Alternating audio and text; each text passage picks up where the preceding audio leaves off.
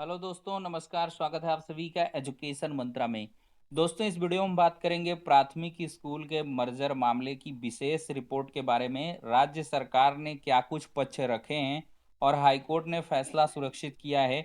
Video भर्ती प्रक्रिया जल्द शुरू हो, इसके लिए डिप्टी सीएम का स्टेटमेंट आया है और 2 लाख पदों पर भर्ती विज्ञापन जल्द जारी होगा। तो दोस्तों, इन सारी अपडेट्स को इस वीडियो में हम साझा करने वाले हैं। चलिए दोस्तों, वीडियो को शुरू करते हैं। तो दोस्तों, यहाँ पर विधि संवाददाता जागरण लखनऊ की एक स्पेशल रिपोर्ट है। प्राथमिक स्कूलों के विलय मामले में फैसला सुरक्षित हो चुका है। याचियों ने की है राज्य सरकार के 16 जून के आदेश को खारिज करने की मांग। हाईकोर्ट ने इस मुकदमे की रिपोर्टिंग पर प्रतिबंध लगाने की मांग को ठुकरा दिया है। तो देखिए, सरकार ने क्या कहा था हाईकोर्ट से कि इस मुकदमे की रिपोर्टिंग ना की जाए। इसकी रिपोर्टिंग नहीं करने का अनुरोध किया गया था, लेकिन हाईकोर्ट ने इस मांग को ठुकरा दिया था। तो इलाहाबाद हाईकोर्ट की लखनऊ खंडपीठ ने प्राथमिक स्कूलों के विलय को चुनौती देते हुए दायर की गई याचिकाओं पर सुनवाई पूरी कर शुक्रवार को अपना फैसला सुरक्षित कर लिया है। यह आदेश जस्टिस पंकज भाटिया की एकल पीठ ने कृष्णा कुमारी और अन्य की दाखिल 2 अलग-अलग याचिकाओं पर पारित किया है। याचियों ने विलय संबंधी राज्य सरकार के 16 जून के आदेश को खारिज करने की मांग की है। याचियों की ओर से पेश अधिवक्ता डॉक्टर एलपी मिश्रा और गौरव मल्होत्रा ने तर्क दिया कि सरकार का कृत्य संविधान के अनुच्छेद 21A के तहत 6 से 14 साल के बच्चों को प्रदत्त शिक्षा के अधिकार का उल्लंघन है, क्योंकि इससे वे अपने घर से नजदीक शिक्षा पाने के हक से वंचित हो जाएंगे। यदि किसी स्कूल में छात्रों की संख्या कम है, तो सरकार को प्रयास करना चाहिए कि स्कूल के स्तर को सुधारे ताकि वहां अधिक से अधिक बच्चे दाखिला लें। सरकार ने यह कहने की बजाय आसान तरीका निकाला कि जो है यह करने की सॉरी बजाय आसान तरीका निकाला कि विलय या अन्य किसी तरीके से उन स्कूलों को बंद कर दिया जाए। तर्क दिया गया है कि संविधान सरकार को एक कल्याणकारी राज्य की तरह काम करने को कहता है, जिसमें आर्थिक लाभ हानि से अधिक जनता की भलाई की बात की जानी चाहिए। सरकार की ओर से पेश अपर महाधिवक्ता अनुज कुदेसिया, मुख्य स्थायी अधिवक्ता शैलेंद्र सिंह, निदेशक बेसिक शिक्षा की ओर से वरिष्ठ अधिवक्ता संदीप दीक्षित ने तर्क दिया कि सरकार ने नियमों के तहत ही निर्णय लिया है, जिसमें कोई खामी नहीं है, कि कई स्कूल तो ऐसे हैं जिनमें एक भी छात्र नहीं है।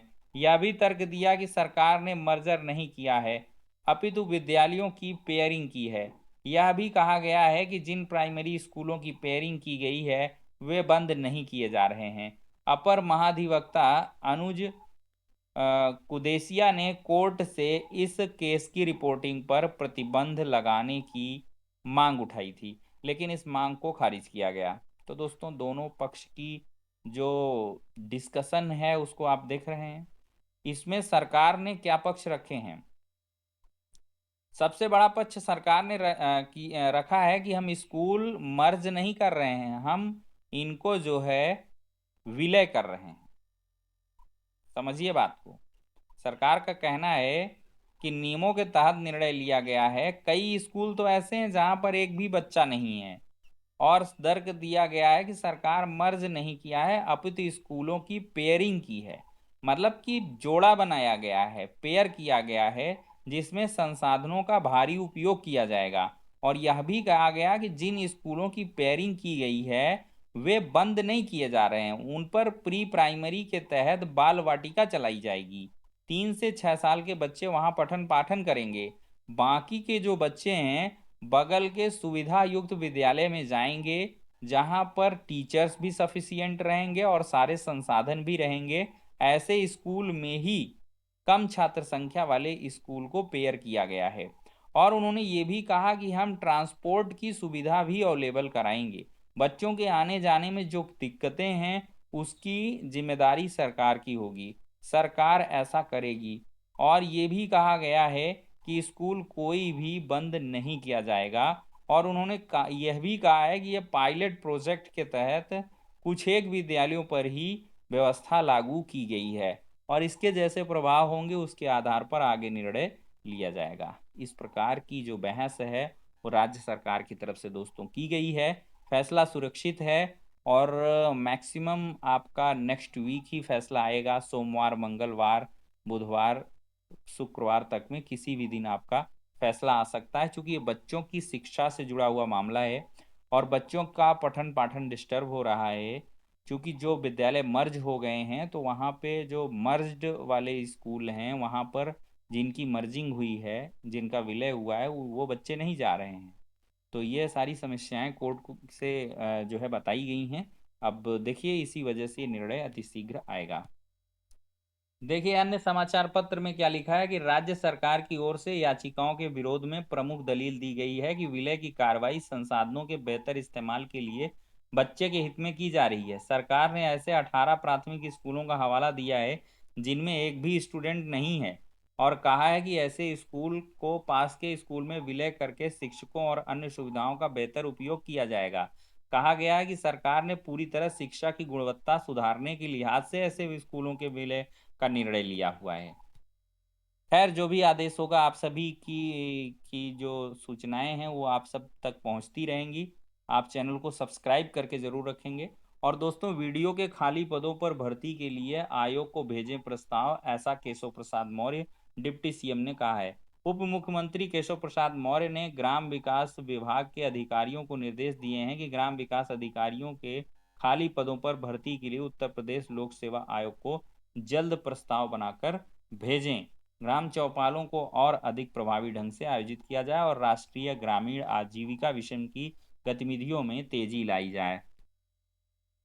बाकी दोस्तों बिहार सरकार ने नई नियुक्तियों के लिए विभिन्न विभागों से प्रस्ताव मांग लिए हैं और राज्य में 2 लाख पदों पर शीघ्र बहाली होगी, इसकी तैयारी सरकार करने लगी है। दोस्तों बिहार में करीब 2 लाख पदों पर बहाली शीघ्र होगी। उच्च स्तरीय समीक्षा के दौरान राज्य सरकार के विभिन्न विभागों में इतने पदों के रिक्त होने की जानकारी मिली है। अब इन पदों को जल्द से जल्द भरने के लिए प्रस्ताव मांगा गया है।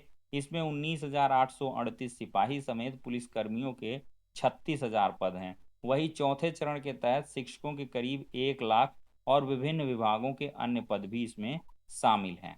तो दोस्तों एक बार फिर से खुशखबरी मिलने वाली है और बिहार में बम्पर जो बहाली है वो देखने के लिए मिलेगी। दोस्तों सूत्रों के अनुसार बिहार में 1 अप्रैल 2020 से अब तक 9,73,000 पदों पर बहाली हो चुकी है। तो दोस्तों फाइनली मैंने जो अपडेट्स हैं वो आप सभी के साथ साझा की हैं, जो थंबनेल में आपको दिखी होंगी। सारी अपडेट्स को इस वीडियो में साझा किया गया है। वीडियो को आप लोग ज़्यादा से ज़्यादा दोस्तों शेयर किया करें, जिससे कि जो सब्सक्राइबर बेस है वो बढ़े और आप सभी का जो मामला है वो बहुत सारे लोगों तक पहुँचे। तो चलिए दोस्तों रियल और ऑथेंटिक अपडेट्स विश्वसनीय चैनल के माध्यम से उपलब्ध हम कराते रहेंगे। प्यार और सहयोग बनाए रहें। नेक्स्ट वीडियो में मिलते हैं।